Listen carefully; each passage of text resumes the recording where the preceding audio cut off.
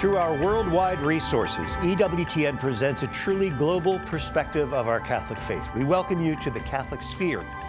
Hello, I'm Brian Patrick, and this week we celebrate Mary's parents, Saints Anne and Joachim, the grandparents of Jesus.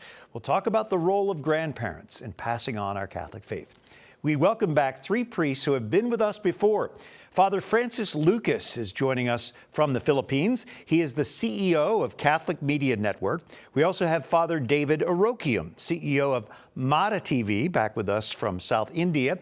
And Burmese native Father Robert Zaw Lwin joins us from Atlanta, Georgia, here in the U.S. Father Robert, your parish is called St. Anne, so you'll be celebrating your patron. Talk to us a little bit about the critical role that Anne and Joachim play in salvation history. Saint Anne and Joachim, especially for us Catholics in Myanmar, believe that they really were chosen by God to prepare the Mother of God. And according to our culture, parents or grandparents are appointed for us children, or grandchildren, to imitate and to listen to, because through them, God speaks to us. So they are very significant, especially when we Asians love stories. We cannot simply teach doctrines, but tell stories, how God was born through Mary, who was raised and prepared and really nurtured by St. Anne and St. Joachim. And Mary being conceived without sin, it seems to me that Anne and Joachim must have been a very saintly couple. Father David, would you agree? Yeah. Of course, in India, particularly in South, we know the religion, the Catholic religion is very strong. And to my knowledge, the devotion to St. Anne and Joachim is very old and very ancient here. And I just, when I saw the script, I just browsed through the parishes of the Tamil Nadu Church here. To my knowledge, is more than 20 churches has been dedicated to St. Anne and Joachim. And the thing, something wonderful here, because here the name of St. Anne has been turned into our own language, like Sandana Mada, that's St. Anne. But the word Sandana means sandal. So it is very familiar among the Tamils here, the local and the simple people, farmers and not highly educated. So it's very easy for them to understand the name by having the local name Sandanamada. So that's how the devotion and the understanding of the parenthood of Mother Mary's, the parents here. It's very, very easy in our culture here. We can easily understand. It's so beautiful to get that insight from you there in South India. I'm a grandfather of 8. My grandkids call me Papa. I can only imagine what it would like to be Papa to Jesus. So, Father Francis, does Scripture give us any indication of how Jesus may have related to his grandparents, Anne and Joachim? Immediately, what comes into my mind is the Gospel of Luke, chapter 2, 50 to 51. Wherein when Jesus was lost in the temple and the parents, Mary and Joseph, were looking for him and saw him in the temple, and Jesus said, I have to be in my Father's house. But towards the end of that gospel, that part of the gospel, Jesus went back to Nazareth with them, and he was obedient to them, which Mary kept in her heart. And he grew in wisdom and all that. No? So, if he were obedient to his parents, he would have had a very good relationship with his grandparents. And usually it's the grandparents that show so much love to the children of their children. It's also said in Proverbs, the children of children is a crown of glory. So here I was presupposing that Jesus was always cuddly with grandparents, St. Anne and St. Joachim. So we don't hear specifically about this couple in Scripture, yet we know that Mary was raised by her parents, and we do have resources that give us some indication of her upbringing, don't we? Yes, you can, what we can do is based on tradition, not directly take quotation from the Bible, but we are just presupposing that because why was Mary chosen? Why were Saint Anne and Saint Joachim chosen by God to be the grandparents of Mary? And Mary is the mother of Jesus.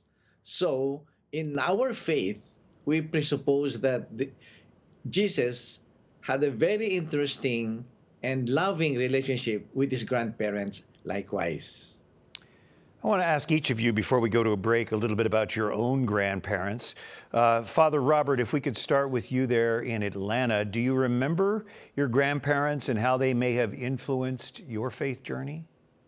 So, yes, for example, my paternal grandparents were not Catholic.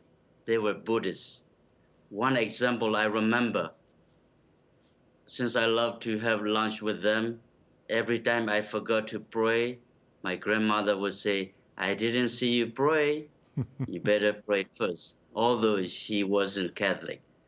But our Lasalette missionaries from Hartford, Connecticut used to stay in my grandparents' house because we didn't have any church by then. So it really, I think they understood the Catholic faith, and they tried to raise me in the faith. What a fascinating story. Father David, do you have any remembrance or memories of your grandparents that you'd like to share? Wow, a lot. Particularly from my maternal side, my grandparents. No, my mother is from Malaysia. She's from the western part of Malaysia. So when I joined my minor seminary, my grandparents, they visited. It was in '84. My mother's side, they have 11 children, and my grandfather was very, very close to Archbishop Ventagan in Malaysia. So he was always willing to one or two of his children they become priests. But I'm the first grandchildren among the 36 grandchildren of my grandparents. So I was the first grandson. And when I joined the minor seminary, my grandfather, he and grandmother, they came from Malaysia to India to visit our family. And my grandfather was telling, "I'm so happy that God has blessed me. If not my children, my grandson, you have joined the seminary. But don't forget to offer yourself, and my prayers are always with you. Don't step behind. Go always forward with your prayer, and God is with you." I still remember my grandpa's words. It was told in '84 when I joined my minor seminary. Well, that's encouraging to me as a grandfather, that the things that we share with our grandchildren can be remembered all these years later. Father Francis, we'll give you that opportunity a little bit later on to talk about your grandparents. Coming up on the Catholic Sphere, caring for the elderly in the different cultures, plus celebrating grandparents as the Catholic Sphere continues on EWTN, the Global Catholic Network.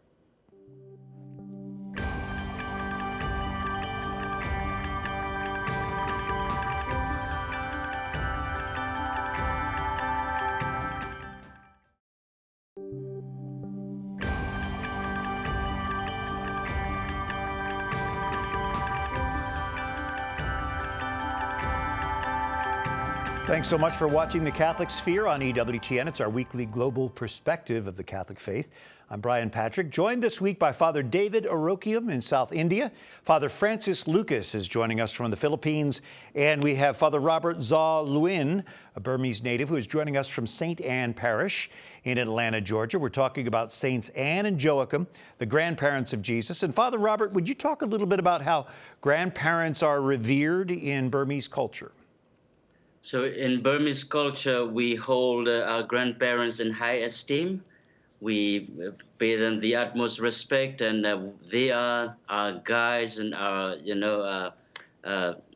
let's say, people we always consult to and also confide in. So I remember, for example, growing up with them and learning from things and showing respect to them. My grandfather would say something: there are things in life you cannot take, so you take only what is useful for you. Even like, for example, in terms of food, you only take what you can eat. So don't waste. always respect others, respect yourself, respect your grandparents, and never forget to pray every day. That theme of respect is so critical within our families, but in society as well. It's something that we can all learn to grow in respect for one another. So even before Pope Francis set aside this last weekend of July to honor grandparents, hasn't there been a celebration in Myanmar or Burma celebrating parenthood and grandparenthood? Yes, July 26th is the Parents' Day for all Catholics. So in every parish we have a celebration. For example, we attend mass, we go to confessions, and after that we celebrate. One significant thing with our cultural, the tradition is that we ask forgiveness from our grandparents. We thank them for passing on the faith and gospel values and family values. And of course, the last thing uh, is funny, but we also ask for allowance, or we ask if something we do will be blessed by them, so that we will be successful, we will be fruitful. If I am, for example, going to a seminary or to become a religious sister, we ask the blessings of our grandparents. We believe in the power of their blessings. That is a beautiful tradition. Thank you, Father Robert. Father David, let's talk about India, where there are a lot of interreligious interaction. I wonder if there are interreligious traditions that celebrate Saints Anne and Joachim. Yeah, it's quite interesting here, particularly in the southern part of India. Here, the venerations to our saints, for example, of course, Saint Anne or Saint Anthony or Saint Sebastian or Saint James, a lot of inter-religious kind of the popular piety what the people practice, no? So we can see the trace of other religious practices also here, kind of offerings doing or fulfilling the vows, something like that. It's sometimes very peculiar and something you may not see those kind of things outside India, particularly outside from the southern part. The same thing because in Malaysia, the western part of Malaysia, starting from Alor down west till KL or Johor, lot of Tamils in those during the British time, they went and settled there for the rubber plantation. So there also they built a wonderful shrine in 1888. That place is very close to Penang, and there during the annual celebration, it lasts for 10 days. Almost 100,000 pilgrims from Australia, from Singapore, from Thailand, from Indonesia, from Philippines, from Vietnam, like that, no, from various countries also they flock there. And for your information, you know, the Malaysia is a Buddhist country. A lot of Chinese are there, surrounded by various culture. So all these kinds of people, they flock to this shrine, and even they walk to this shrine. And lots of things are practiced as an inter-religious dialogue, an inter-religious way of living together. It's something wonderful. It brings people together. Yeah, that's beautiful, how it brings these different religions and even cultures together. So I love in the Philippines, Father Francis, the close family ties and the respect for the elders. I wonder how that translates into care for the elderly as our grandparents get to the age where they can no longer care for themselves.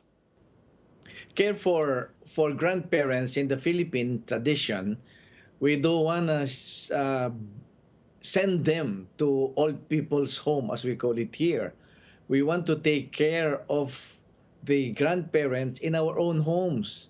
And we see to it that we take turns in taking care of them, especially if they're sick. But usually, if they're not sick, they also take care of the grandchildren of our parents. And like me, whenever she comes to the house in the urban Manila, I also tell her, Grandma, I want to go to the province with you. And she lives near the river, beautiful place, full of the environment. And she pampers me and she feeds me with fried rice. And my favorite is the Carabao's milk. Very nice. But I don't have that in Manila. And also my grandfather On my father's side, he's a doctor in charge of all the sanitation in Manila way back. And he goes to the house every other day and teaches me the Pater Noster. So I can recite the Pater Noster at age 7. And what he does is every other day, he comes there, gives me 2 or 3 words, Pater Noster quies in celis. Then I have to memorize that. 2 days after, he comes again. He brings me hopia, and I don't know how it's translated in the. It's like a small bread, which is Chinese made and very sweet. It So, sounds good. It sounds really good. maybe that's how I at the time the mass was in Latin, so I can follow the Our Father, Pater Noster quies in celis. You know. The Pater Noster, our Father. Father Robert, I know family ties in Burma are very strong, as you mentioned. Does that translate into caring for the aged? Yes, so I remember before my maternal grandmother passed away, my sister recalled that she was holding the hands of my grandmother until her last breath. And it is rude and sinful for us to send our grandparents to homes for the ages. We have to take care of them, and I will reflect. I agree with Father Francis that we say we take care of them, but they also take care of us. Their presence. I recall what Pope Francis said about Pope Benedict's living in the Vatican, like a good grandfather living at home. So their presence is very important. So we, in our culture, we don't let our family members live far away from their grandparents. It should just be a stone throw away.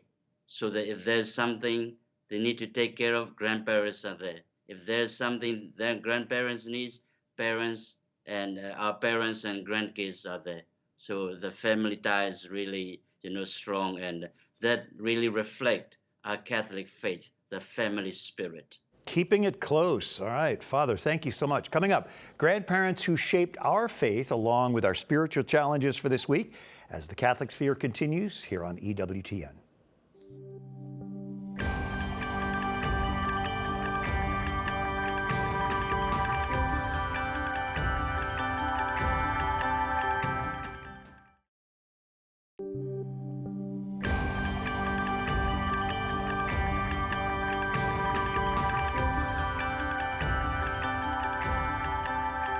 It's very good to have you with us for the Catholic Sphere on EWTN. I'm Brian Patrick.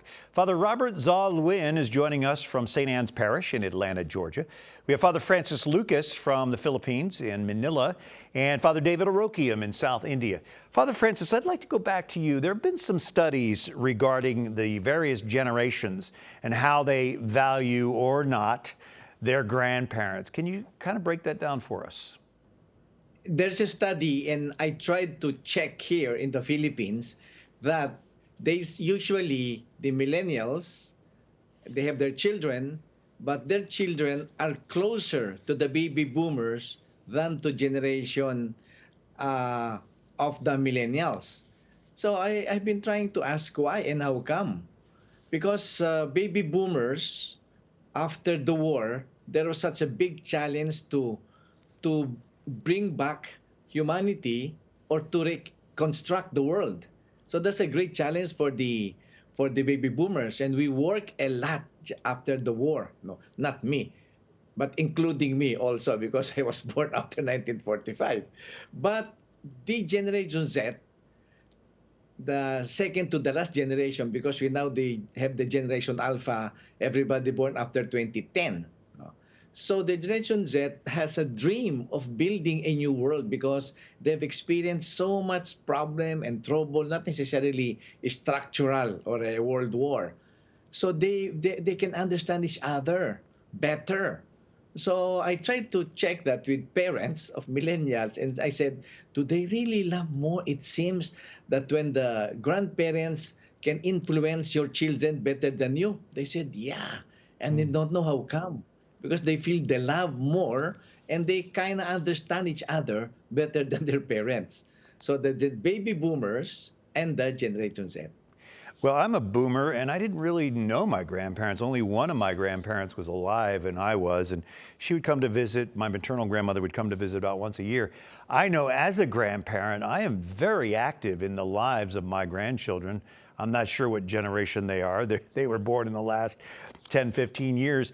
And we are very close, and that's very promising. I'm really glad you broke that down for us. So, Father David, St. Anne is the patron of many things. Unmarried women, grandmothers, mothers, educators. I wonder in India, is there any specific intercession that she has sought?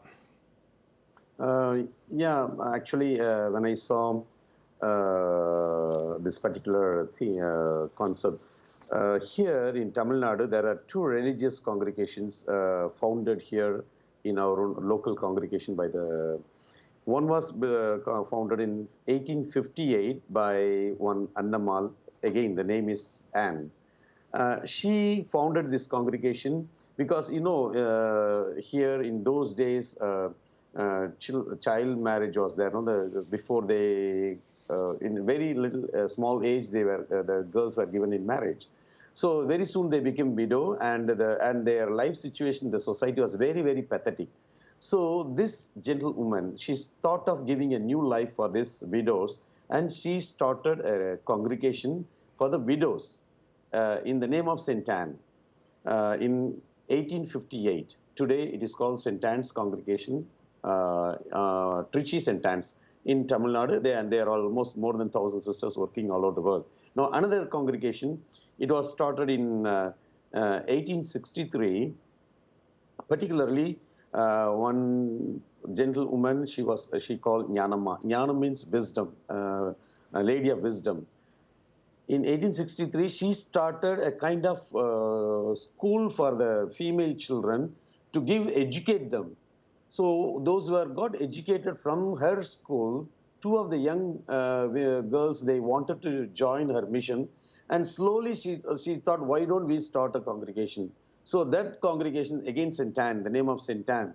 So basically to educate the female children. Today, that congregation is also all over the world. It has become papal congregation. So like that, I can see our St. Anne as a patron of women, unmarried women, and grandmothers and mothers and education. This has been very practically applied in upbringing the women society in our country through our Catholic religion. Wonderful. Father David, we're running out of time. I want to ask Father Robert about the St. Anne's prayer group at your parish there.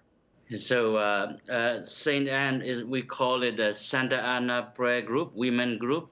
That's the group every parish has, especially in Myanmar. That tradition is carried on, and we have it in the U.S. too, among the Burmese immigrants. And they pray for the parish, they pray for people, they pray for priests, and they also participate and contribute whenever there are feasts, especially the feast of St. Joachim and Anne. And in our parish here in St. Anne, on the feast day, we have a photo booth so that every family can take a photo with their grandparents. If they can bring along their grandparents, we have a couple who will pose as grandparents, dressed like St. Anne and St. Joachim. So it's very, encouraging and inspiring. You have to borrow grandparents there for the picture. Father Francis, didn't your grandparents really have quite an influence on your decision to answer the call to the priesthood?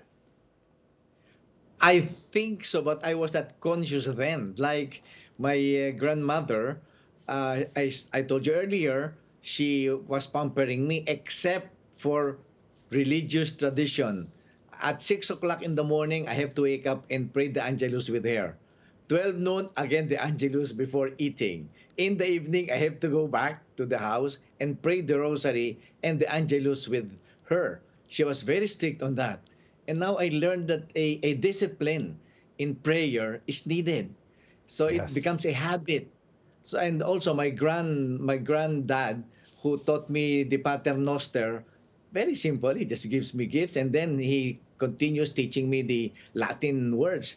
The last, before he died, he taught me the Credo in Unum Deum. My gosh, that is really long for a kid. So I was supposing that it penetrated my heart, and my grandparents also taught me a lot of lessons about, like my grandma, she's telling me, don't waste every grain of your rice because that's sacred.